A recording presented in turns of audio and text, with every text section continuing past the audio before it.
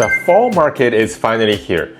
Is the market doing better because of the rate cuts, or is it still suffering from this slow market momentum? Hi everyone, Ian here. So let's use September real estate market data in the GTA to understand what's going on in the current market, and more importantly, let's use the data to compare different cities' performance between current market and last year this time to see which cities are doing better or worse than the same time last year to understand what's going on in the GTA. So first of all, let's look on the screen. This is basically the overview for September data. And we can see that sales is doing a little bit better than last year at 8.5% more than the September 2024. However, keep in mind, this is only 400 more transactions, right? So not a lot of transactions more, but percentage-wise, it looks pretty good. However, on the new listing side, you can see that 19,260 new listings comparing to last year this time, 18,529, right? So that's more new listings in the absolute number, right? And especially that you can see that it's about 5,000 more listings than last month, than August. So there's definitely more listings in the market right now. And if you are selling your house, you probably notice there's more for sale signs in your neighborhood, right? If you're in a condo, you probably see more listings in the same building. So as a result, active listings currently at 29,000 is about 5,000 more than the same time last year, which is 18.9%.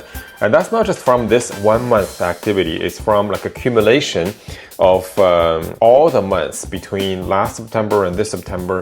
We've had more new listings, less buyers, higher and higher inventory. Even though we had a drop in the inventory in the summer, however, it's picking up back up again, right? So this 29,000 is very important because it's showing that our inventory is climbing up again. Now, in terms of average price, 1,059,000. This is the current average price in the market, and it's negative 4.7% compared to last year. So price is still dropping at about 5% per year, right? Like, in terms of our average price in the market. So between 905 and 416 area, which area is doing better?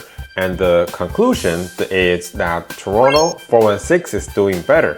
You can see that whether it's detached or condos, in terms of sales, you do have more sales year over year in the 416 area comparing to 905 area, right? Especially if you're comparing semi-detached or townhouse, which these are the popular entry-level freehold markets. And you can see that 416 area is getting a lot more transactions, right? Toronto getting a lot more buyers are coming to Toronto from the 905 areas. They're choosing to buy Toronto as their first starter home, right? Which is an important trend to notice. In the tough times, people want to come closer. And also people are kind of returning back to work. There's more coming back to work downtown requests from the companies, right? So that's why even 416 condos are in higher demand than 905 condos, which is an interesting kind of change in the momentum. On the price as well, you can see that detached is negative only 0.8% year over year in Toronto, but negative 7.2% in 905.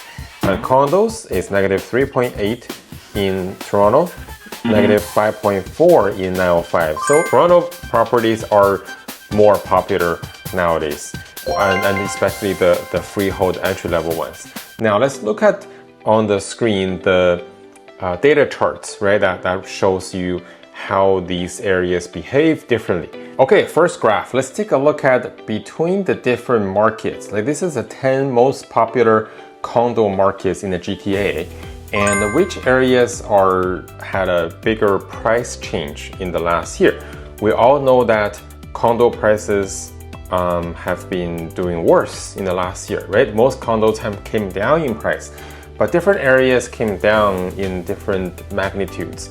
So this graph actually shows you that in terms of average price, year over year, the biggest change, okay, is actually in the non-downtown part of Toronto. Okay, so biggest drop in price for condos is North York, Midtown, and Scarborough. The price actually went up or didn't change much.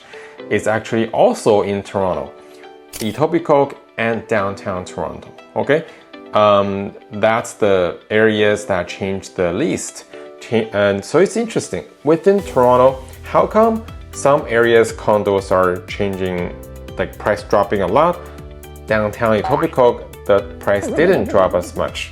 Why, right? In the previous slide, we saw that in general, Toronto is more buyers are coming to Toronto percentage-wise comparing to 905 areas, people coming closer to work, right? But for people who actually decide to come back to Toronto to buy a property, most likely end user, right? Because there's very few investors out there buying condos right now.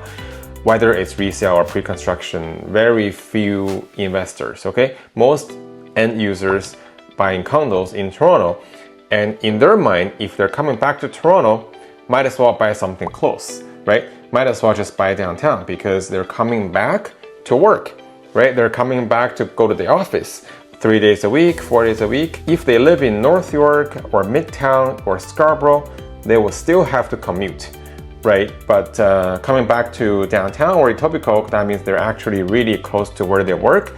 That achieves the purpose of them choosing to buy a condo in downtown versus in, like, say, Markham or Vaughan or Mississauga, right? So it's interesting. So within Toronto, we can see that there's a division between northern and southern Toronto. And the southern downtown Toronto is the most popular condo choices now. Like 88 Scott, for example, I just sold a unit in that building a couple of weeks ago. We got 9 offers, right? It's a good building right next to the financial district, close to work, good building, reasonable management fee, and everybody kind of flocking towards that nice building, right? Because it serves the purpose of coming back to work in downtown, and therefore you get 9 offers. But not every building is that popular, right? But it's for the good ones, we're getting some tractions.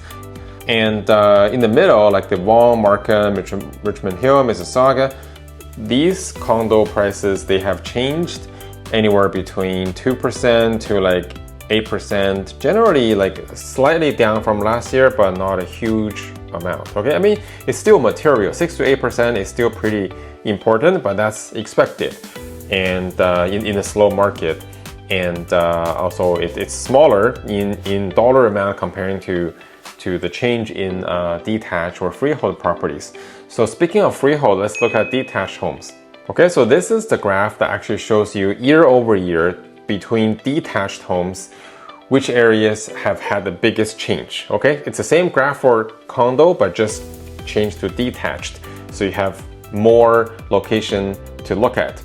And we can see that the area that had the most, the price actually did not go down, right? These areas, the price actually went up a little bit. It's Midtown, West Gwillimbury, Milton, Etobicoke, and Ajax, and East York, right? These didn't change. Like their price didn't change. Some areas even went up. I mean, some of these areas, the transactions are fewer, so they probably, the average price fluctuates a bit more. So don't take it too seriously. Not every Midtown or West Gwillimbury property went up like 7% or 16%. They didn't go up, they just didn't go down, right? Like average price remained the same, doing relatively better, right, this year than last year. And that shows the area is still popular. And it's interesting that these areas are very mainstream centric, right? Like the younger people or middle-aged, like mainstream buyers, right? Like mainstream Canadian buyers, these are all the areas that they love, like, right? So East York, a lot of young professionals, Midtown, like the most wealthy, you know, like good schools, like private schools, right? Like West Gwillimbury, like Milton, you know, nice city, nice little city for families to settle down, right? So families who upsize from a condo to a house but don't want to pay a huge price premium. Milton is a good choice, right? Etobicoke, right? There's a lot of, you know, mainstream buyers goes there. But the areas that went down the most, okay? North York, Brampton, Wong, downtown. Well, downtown, then there's not a lot of detached home in downtown, so let's cross that out. Let's not look at that, right? Oakville, Burlington, Aurora. I mean, these are areas that are generally, you can see, except Midtown, right? Every other area you can see, these are on average more expensive, okay, than the areas the price didn't go down. The price went down the most. These are expensive areas like Oakville, Aurora, North York. These are expensive.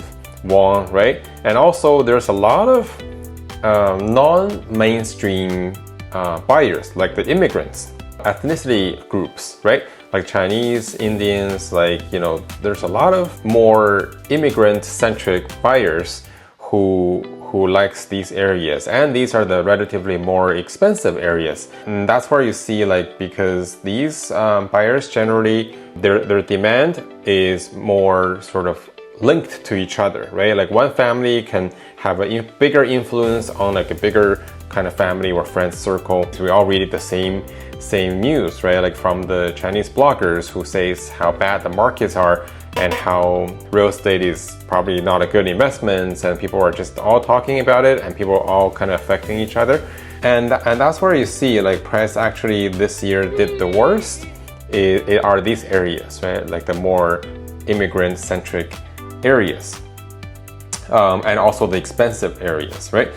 So keep a close eye on the data, and on this channel we'll talk more about the different area comparisons and the more market data trends. So stay tuned, and until next time, ciao.